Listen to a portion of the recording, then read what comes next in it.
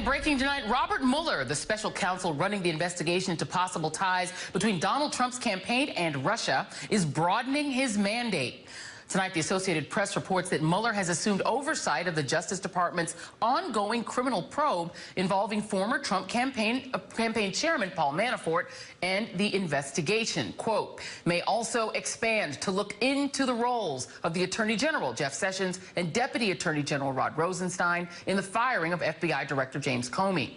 Deputy AG Rosenstein confirmed to the Associated Press that there's a chance Robert Mueller could expand the inquiry to include him and Jeff Sessions.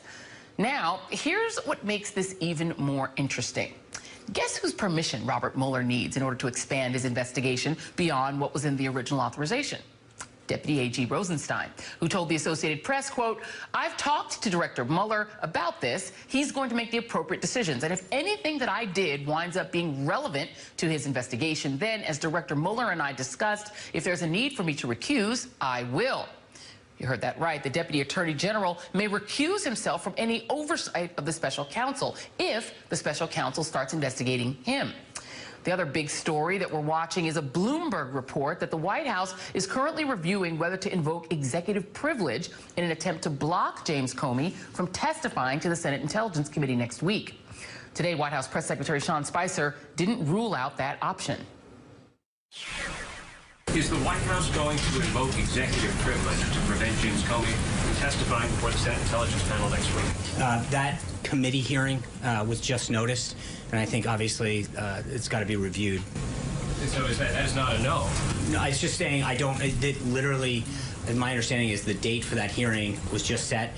I have not spoken to counsel yet. I don't know how they're gonna respond.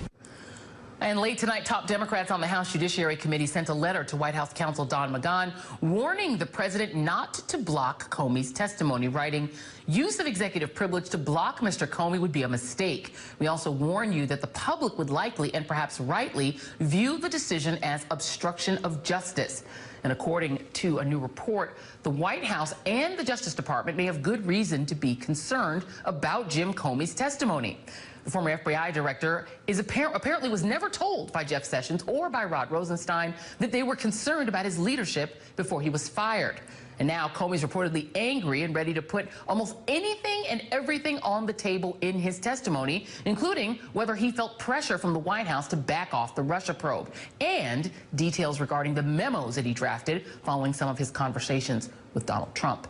Joining us now, David Frum, senior editor for The Atlantic, Renato Mariotti, former assistant U.S. attorney for the Northern District of Illinois, and he's prosecuted many federal obstruction of justice cases, and John Harwood, editor-at-large for CNBC. Thank you all, gentlemen, for being here. And Renato Mariotti, I want to go to you first. On this question of executive privilege, New York Times said the following about executive privilege: courts have recognized a president's constitutional right to keep his discussions a secret in most cases. Does that go for the FBI director that he fired, in his own words, to stop him investigating Donald Trump and his campaign? Well, certainly the president could ask Mr. Comey not to testify as to certain subjects, and Mr. Comey could comply with that request if he wanted to. I suspect he might. If he didn't, however, it's hard to see how the administration could force Mr. Comey not to testify about certain subjects. It would be completely unprecedented, and the only way that they could do that would literally be to go to court and seek an injunction from a federal court to prevent him from testifying. And just to stay with you for just one second, Mr. Mariotti, I want to play for you a little bit of what Donald Trump said to Lester Holt. And you tell me whether already publicly discussed things he said on the record into a TV camera, could possibly be then privileged and put under executive privilege. Listen to Donald Trump. Did you ask, am I under investigation? I actually asked him, yes. I said, if it's possible, would you let me know, am I under investigation? He said, you are not under investigation. Did you at any time urge former FBI Director James Comey in any way, shape, or form to close or to back down the investigation into Michael Flynn? And also, as you look back... No. Next question. Can he then claim executive privilege for things he said on the record? No, he could not. So the point of executive privilege is to protect sensitive information, private confidential information. So if the president waived that privilege by disclosing those communications to the public, then there would be no privilege. There would be a debate over, I'm sure, between the administration and Congress would be the scope of his waiver. In other words, did he waive the entire conversation or just certain portions of that conversation? But certainly there would be a waiver over the portions that he's discussed with Lester Holt and others. And John Harwood, you know, so far the cover that Donald Trump has enjoyed has been because Republicans, even in the Senate, have been loath to really go after him without also sort of carrying along all this baggage about unmasking and other things. Lindsey Graham, who gets a lot of credit in the media for being tough on Donald Trump, had this to say on Fox News about Comey's testimony and his worries thereabout. You got to realize that the man is going to testify has just gotten fired, and his team or people around him been leaking a lot of stuff. So here's what I worry about, that he'll just focus on his conversation with the president and not answer any other questions because of the investigation. That would be a hit job on President Trump. And John, from your reporting, do you get the sense that if Donald Trump were to try to use executive privilege to force Jim Comey to be silent rather than testify, that he'd have the cover of Senate Republicans? I think every time Donald Trump takes these risky moves, like firing Comey, like trying to block his testimony if that's what the White House ends up deciding, their reservoir of support from Republicans gets thinner and thinner. Republicans find it more and more difficult to justify what the president's doing. With the president having discussed, first of all, that he asked James Comey if he was under investigation, you've got to wonder, why would the president feel motivated to ask that question? Secondly, the fact that he has said that he fired James Comey thinking that the Russia investigation was fake news.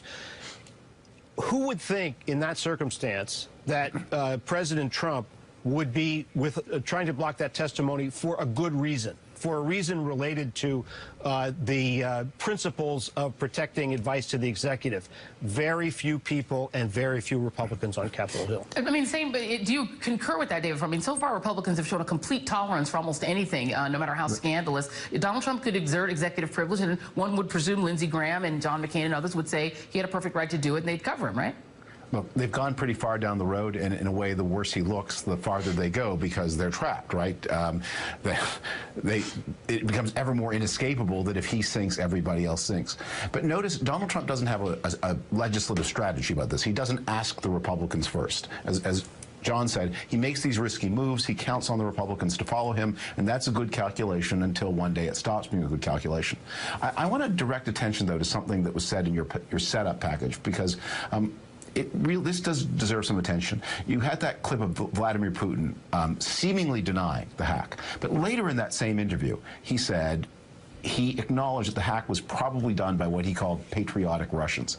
In other words, Vladimir Putin just did to Donald Trump what Donald Trump so often does to Sean Spicer, which is he cut out his deniability from him. There's no Seth Rich story there. There's no disgruntled DNC employee leaking. There now, we don't admit the Russian state did it, but there are these patriotic Russians, hundreds of them spending millions of dollars of resources, who did the hack. And I think at this point, the whole Seth Rich story, in which one of your competing networks has invested so much energy and credibility, it just disintegrates. Vladimir Putin has disavowed it.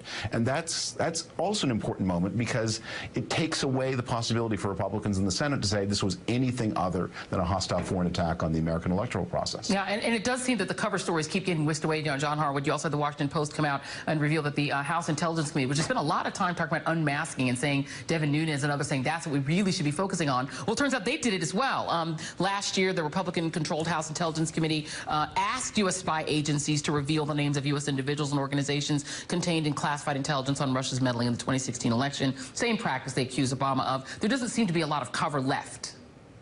Let's be honest. This unmasking thing is completely a partisan shield that Republicans are trying to use to protect the president. We're talking about a fact pattern that is very concerning and that I think Robert Mueller will get to the bottom of. Remember, we had the president's son said disproportionate part of our business was with Russia. Donald Trump sold a mansion in Florida for $95 million to a Russian, took his beauty pageant over to Moscow, said he wanted to be Vladimir Putin's best friend, campaigned for the presidency, never saying a bad word about Vladimir Putin.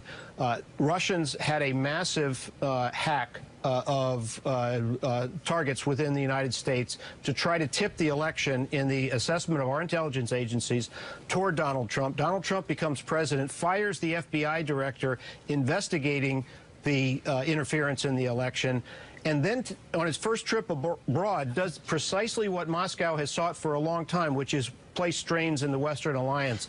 This could be the fishiest looking set of innocent coincidences ever, but I think Robert Mueller is going to sort that out. And Renato Mariano, I guess the question then would be, at what point does all of this fishiness become an attempt at obstruction? Is it the firing of the FBI director? Is it something else? You've prosecuted these cases. Do you see so far what looks like prosecutorial obstruction of justice, or maybe just obstruct in the political sense, the impeachment sense? Well, those are two separate questions, but certainly what would have to be proven in a criminal sense would be a corrupt intent. In other words, did the president act corruptly in the actions that he took? And that would require a look at all the facts and circumstances of the case, which of course we don't know. But some of those facts might be, for example, asking the AG and the FBI and the vice president to leave the room when he allegedly spoke to Mr. Comey, et cetera. So I'm sure Mr. Mueller is going to be looking at a lot of that, and I think what would ultimately break open an investigation would be a cooperator like a Michael Flynn. And that would be the question, David Frum, is who might be that person? You've got Michael Flynn's businesses being looked at, Paul Manafort's business being looked at. Very quickly, if you had to pick one person that might flip, is there someone that you see that could be the flipper here? Well, the flipper tends to be the person who's in the greatest legal jeopardy, and that's probably Paul Manafort because of all these disclosure rules, and there may be some tax questions as well. But remember, he was dispensed with before the administration began, so it's not clear how much he would know about goings-on inside the administration. Yeah, absolutely. John Harwood, David Frum, and Renato Mariotti, thank you very much. Thank you. Thank you. And coming up, you are going to hear Vladimir Putin agree with Donald Trump. Neither one of them want to blame the Russians for interfering in the U.S. elections. And the Russian banker who met with Jared Kushner doesn't want to talk about his meeting.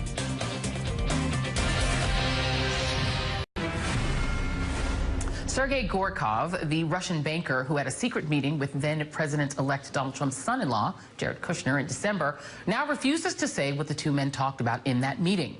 On Thursday, it emerged that the White House and the state-owned bank run by Gorkov gave conflicting explanations for what the meeting was about. This is what happened when NBC's Keir Simmons asked Gorkov for an explanation. You're the subject of intense scrutiny in America because of your meeting with Donald Trump's son-in-law, Jared Kushner. We're not supervising any comments about that. We now have a session about blockchain. I know you do, but the thing is, there is some confusion over what exactly happened. Were you talking about business, or were you talking about politics? Supervise our comments, please. No problem. Can I just ask, have you been contacted by the FBI, or would you be prepared to talk to them? Mr. Gorkov? Mr. Gorkov, I'm sorry. Mr. Gorkov, it's just a question of understanding what happened in the meeting. Comments. No, but was it? Please don't push me out of the way. I just want to ask you about the meeting that you had with Jared Kushner. Please explain all. We really do want to hear what happened. If it was an innocent meeting, please just explain what happened in the meeting, Mr. Gorkov. Now, that happened outside an economic forum in St. Petersburg, where Russian President Vladimir Putin said that scrutiny of the meetings between the Russian ambassador and Trump associates was, quote, hysteria. Vladimir Putin also spoke to NBC News in an exclusive interview where he suggested that American hackers might have framed Russia for interfering in the election. You had said for months that Russia had nothing to do with the interference of the American election, and then this week you floated the idea of patriotic hackers doing it. Why the change? Well, I hadn't said anything. It's just that French journalist asked me about those hackers. I told him the same thing I can tell you. Hackers can be anywhere. They can be in Russia, in Asia, even in America, Latin America. They can even be hackers, by the way, in the United States. who very skillfully and professionally shifted the blame, as we say, onto Russia. Can you imagine something like that? In the midst of a political battle.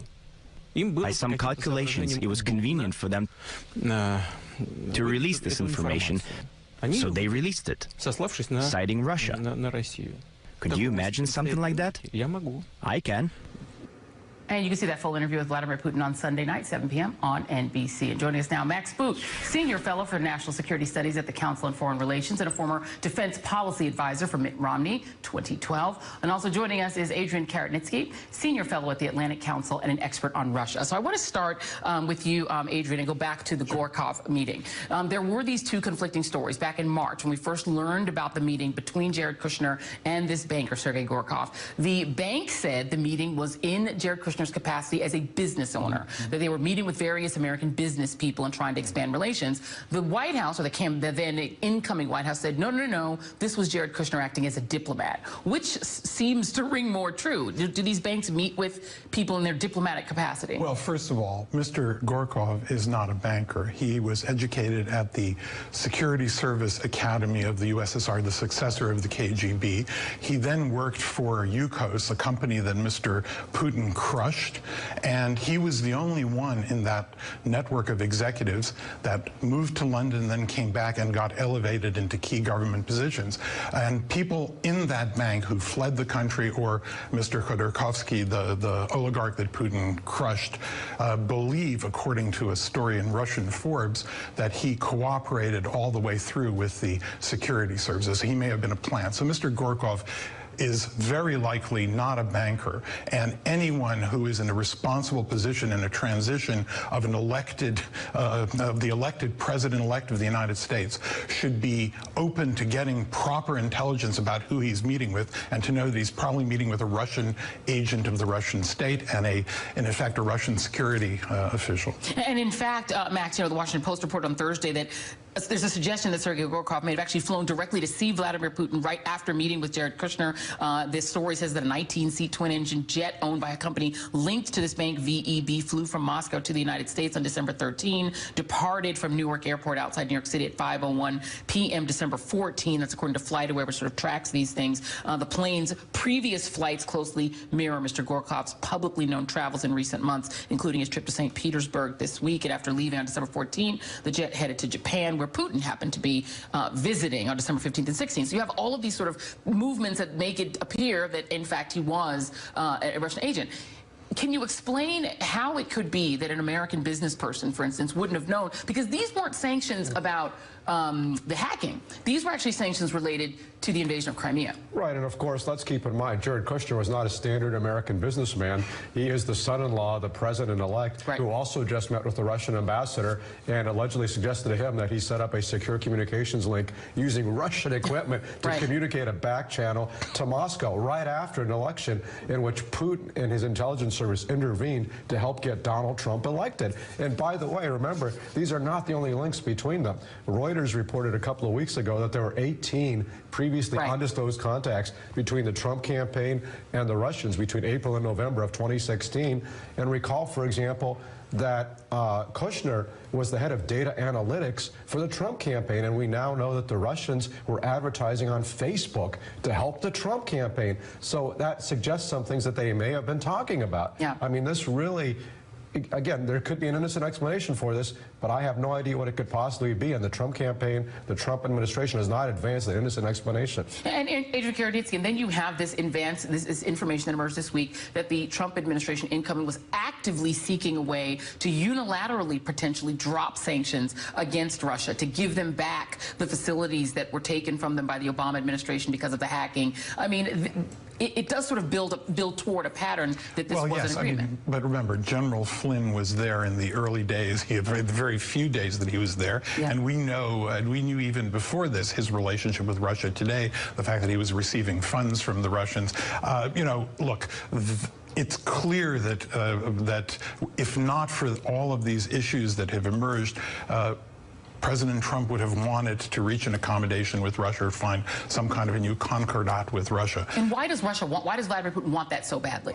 Well, I think Vladimir Putin wants a break between Europe, which is very nervous about Russia taking swaths of territory from Ukraine, invading a neighboring country.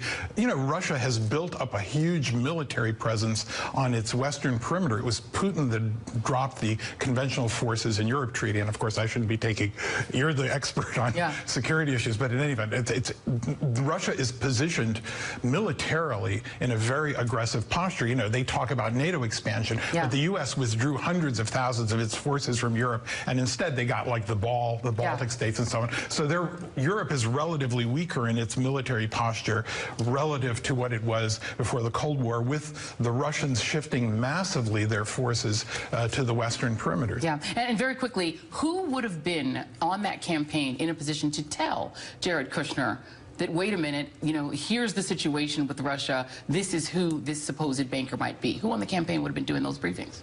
Well, they were certainly getting briefings from the Obama administration, but whether they were listening to them or not is another question. And I think the real question, Joy, is what did President Trump know and when did he know it? I find it very hard to believe that people like Jared Kushner and Mike Flynn are able to carry out these high-level back-channel communications with the Russians without having Trump know about it. I suspect he did know about it, and we may find out about that in the course of Bob Mueller's investigation. And interestingly enough, I believe I recall that back from last summer when Donald Trump was not getting his briefings, Michael Flynn was taking them. So that's interesting. Yeah. Max Boot, Adrian Karatnitsky, thank you very much. And up next, Sean Spicer was asked to explain Donald Trump's plan to handle the problems caused by his decision to pull out of the Paris Climate Accords. Sean Spicer says the White House, well, you know, they haven't gotten around to that yet. That's next. And I should say that we should be grateful to President Trump, because today in Moscow I hear they're saying that it snowed. You know, it's raining here, it's very cold, so now we can blame him for that and American imperialism. That's, you know, it's all their fault. That was Russian President Vladimir Putin having a little fun at America's expense earlier today. And that seems to be going around these days, the mocking of the United States and its president. Leader of the free world is something of a term of art, which has been a title ascribed to the United States since the late 1940s, after World War II. It's something Americans have been intensely proud of, even if perhaps other countries felt a little diminished by it. Count Russia in that category. But in just 134 days, Donald Trump has managed to dismantle America's position of global leadership. Today, no one who isn't already a Trump sycophant refers to Donald Trump or to the United States under his leadership as the leader of the free world.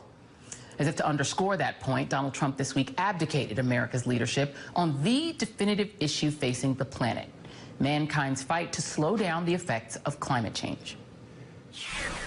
As of today, the United States will cease all implementation of the non-binding Paris Accord.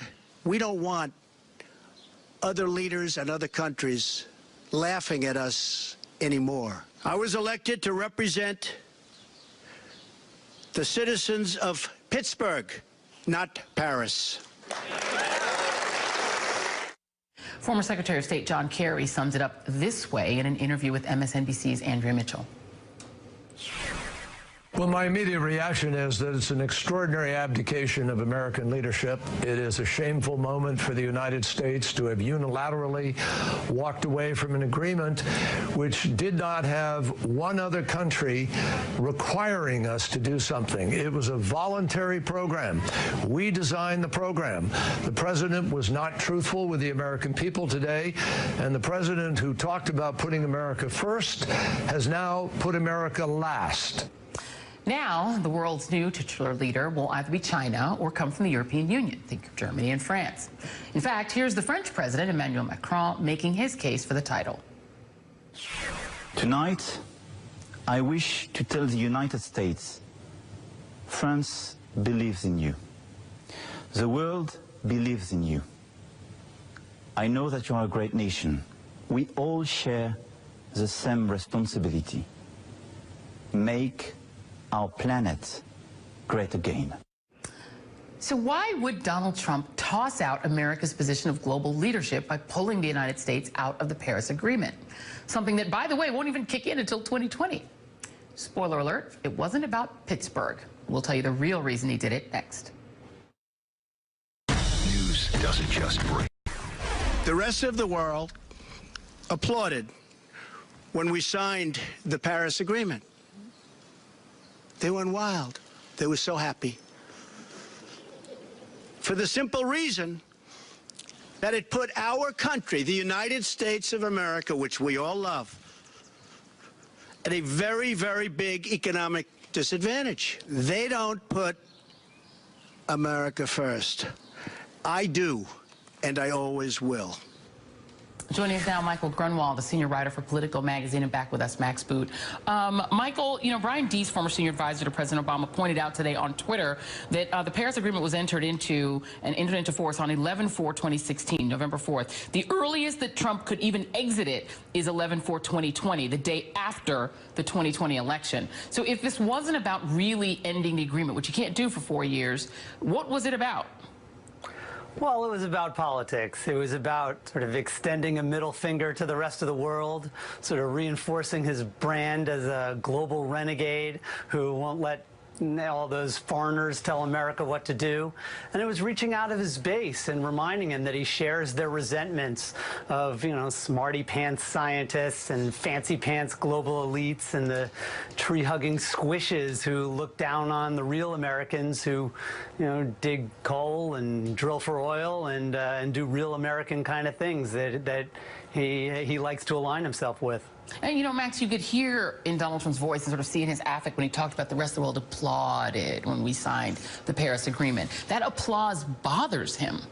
Yeah, I mean, he's got real contempt for the rest of the world. I mean, there was a very telling quote in the Washington Post from a senior administration official saying that the fact that this annoyed the Europeans was an added bonus for him. So the fact that it alienates the rest of the world is actually a benefit from his standpoint because it shows that he is following this nationalist populist philosophy and attacking globalism, which is not what is in America's true interest, because we have prospered because of this American global system that we helped create in 1945 and have underwritten ever since. And Trump is destroying it, not just with the Paris Agreement, but with pulling out of the TPP, the Trans-Pacific Partnership, by refusing to affirm Article 5 of NATO, by flirting with pulling out of NAFTA. He is destroying the underpinnings of American power and prosperity, and he doesn't realize it.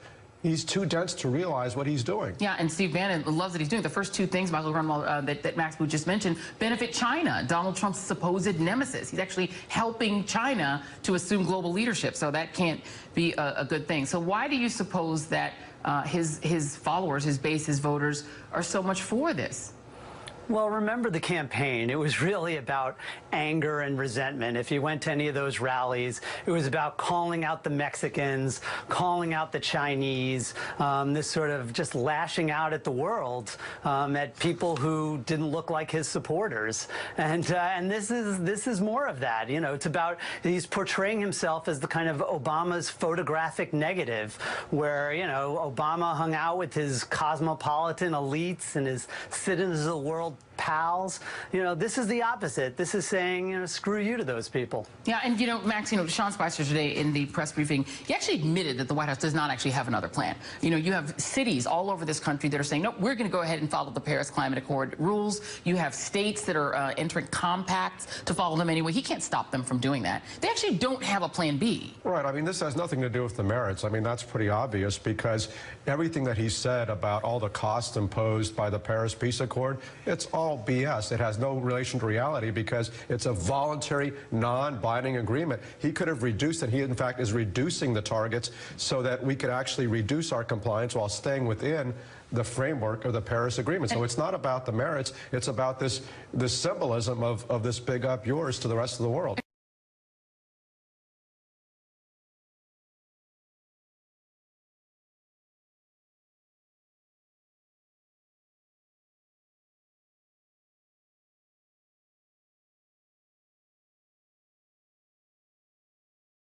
about the merits. It's about this symbolism of this big up yours to the rest of the world. And very quickly before we go back to, is it just conceit or is it just sort of the sort of horrible feeling inside of Americans' gut of not having global leadership, or is there are there bigger consequences than our sort of sense of self-worth to no longer being the leader of the world? Joy, there's huge consequences. I mean, we really take for granted what the greatest generation built, this system of international agreements, this American-led international order. We have been the biggest beneficiaries of it since 1945, and we take for granted all the wealth we've accumulated, all the peace that we've enjoyed. We don't understand how fragile that is. If we pull back, predatory states like Russia, China, Iran, North Korea, they move into the vacuum, and we're going to pay the price. We learned that before in 1941. We learned it in 1917. We will learn it again at great cost in the future because of what Donald Trump is needlessly, recklessly, and mindlessly doing right now to destroy the underpinnings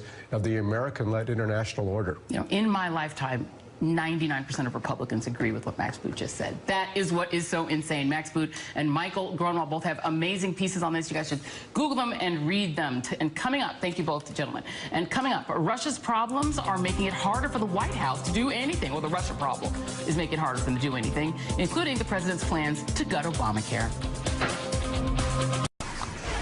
In the midst of the seemingly endless developments and leaks about Jared Kushner, the Russia investigations, and the Paris Accord, there was another big story that would have been making major headlines had we not been talking about all of that. This week, the White House released details of 14 ethics waivers issued to at least 16 White House staff members. The waivers exempt them from ethics rules that ban them from communicating with former employers. They include waivers for White House Chief of Staff Reince Priebus, Chief Strategist Steve Bannon, Senior White House Advisor Kellyanne Conway, and 4 former registered lobbyists. So much for draining the swamp. The waivers were finally made public after a dispute between the White House and the Office of Government Ethics. The OGE wasn't too happy that the White House was issuing ethics waivers in secret and pushed the Trump administration to make them public. Well, now there are 2 more problems that the OGE reportedly has with those waivers. 1, 10 of the 14th are undated. And 2, one undated waiver was issued retroactively to Inauguration Day. Joining me now, Erin Gloria Ryan, Senior Editor for the Daily Beast, and Anna Marie Cox, Senior Political Correspondent for MTV News. All right, ladies, thank you very much. I'll start with you, Erin, on these waivers. So you have these waivers that are retroactive to January 20th. They apply to all executive branch employees. It could benefit Bannon, including his past dealings with Breitbart. It could help Bannon skirt ethics compliance rules that are filed with the White House Counsel from the Citizens for Responsibility and Ethics in Government. And then you have about 4 others that are literally lobbyists for industries who can now talk to those former industries. What could be wrong with that? Well, you know, to be fair, every single administration issues ethics waivers when it comes to members of, you know, their circle in the executive branch, because people's work, you know, sometimes comes in conflict with their new jobs in the White House. But this Trump administration has issued more waivers in 4 months than the Obama administration issued in 8 years. And I think that should set off some alarm bells. It seems to me as though, you know, you often hear Donald Trump is playing chess, you know, multi-dimensional chess. But really, it seems like he's playing hungry hippos. Just kind of grabbing anything that he can and making it so that people who are in positions to grab things can do the same. Yeah, and Anna Marie, you know, you had the New York Times they interviewed former OGE director Walter Schaub on this idea of retroactivity, and he said there's no such thing as a retroactive waiver. If you need a retroactive waiver, that means you've already violated a rule. Your thoughts? Right. I actually heard another, they interviewed someone else, or another organization interviewed another former, you know, person who worked in the ethics office, and they said, actually, you know, if what you need is a retroactive waiver, actually what you need is a pardon.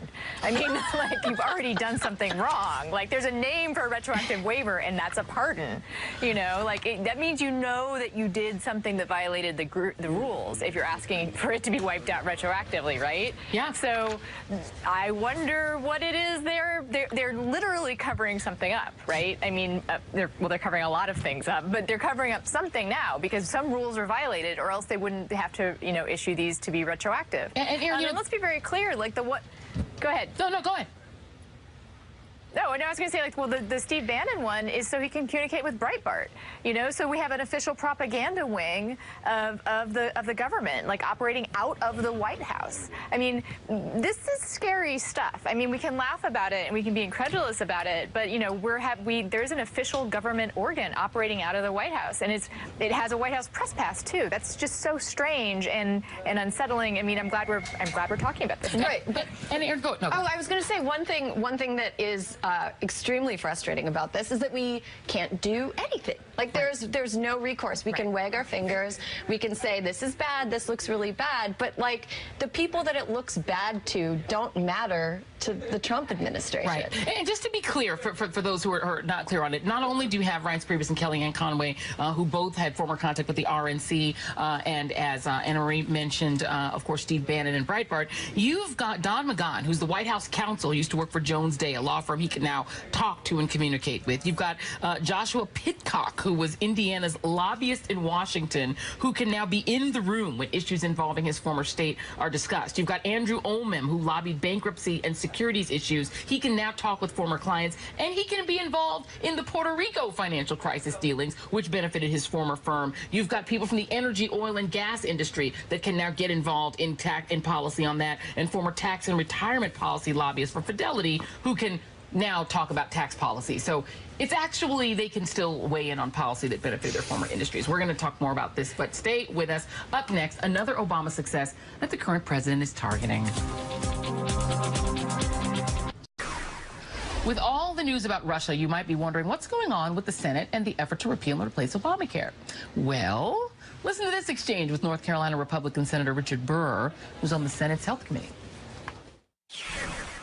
I think it's unlikely that we will get a health care deal. The House plan dead on arrival? Dead on arrival. The president is not going to be happy about that. No, but that's why we have shared branches of government. We do the legislating, and at the end of the day, this is too important to get wrong.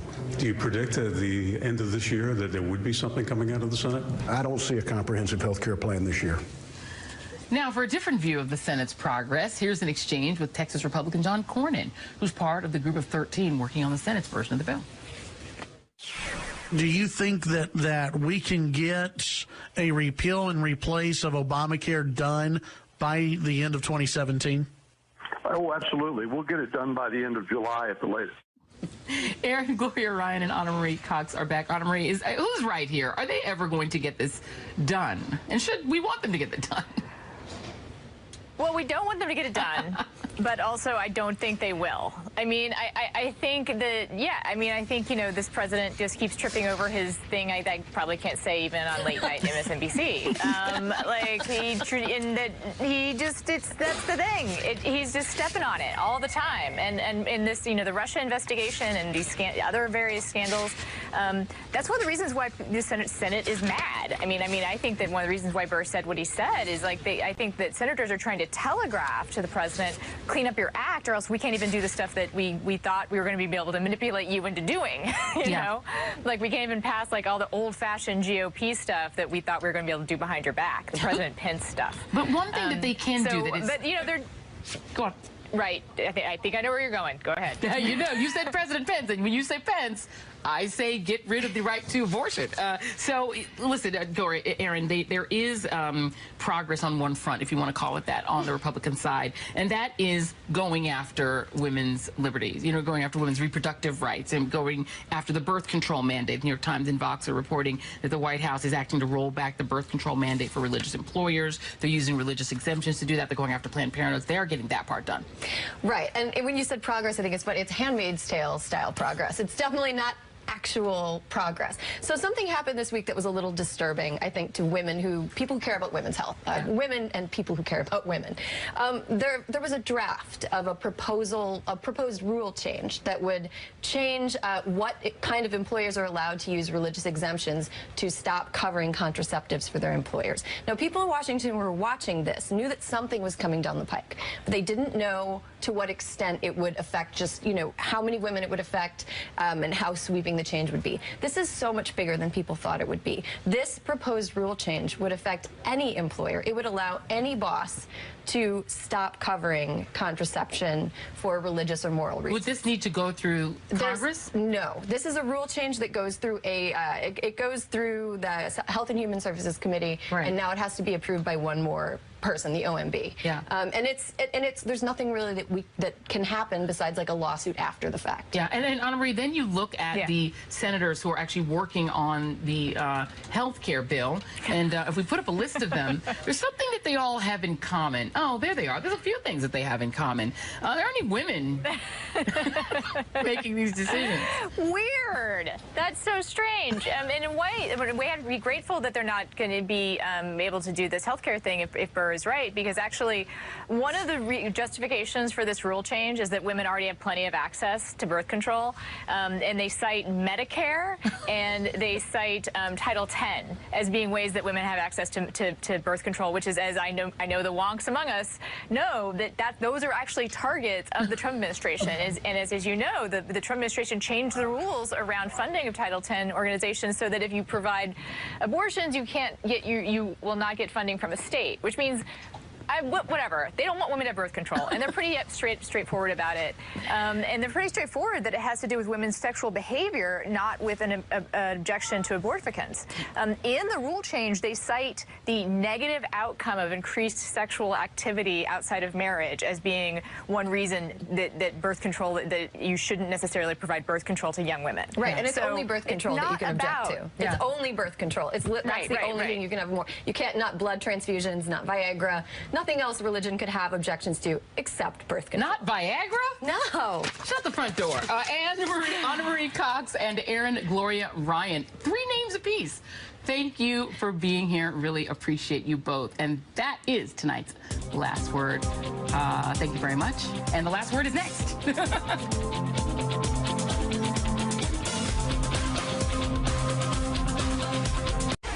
And I should say that we should be grateful to President Trump, because today in Moscow I hear they're saying that it snowed. It's raining here, it's very cold, so now we can blame him for that and American imperialism. That's, it's all their fault. That was Russian President Vladimir Putin having a little fun at America's expense earlier today. And that seems to be going around these days, the mocking of the United States and its president. Leader of the free world is something of a term of art, which has been a title ascribed to the United States since the late 1940s, after World War II. It's something Americans have been intensely proud of, even if perhaps other countries felt a little diminished by it. Count Russia in that category. But in just 134 days, Donald Trump has managed to dismantle America's position of global leadership.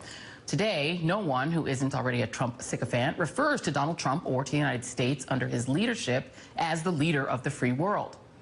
As if to underscore that point, Donald Trump this week abdicated America's leadership on the definitive issue facing the planet: mankind's fight to slow down the effects of climate change.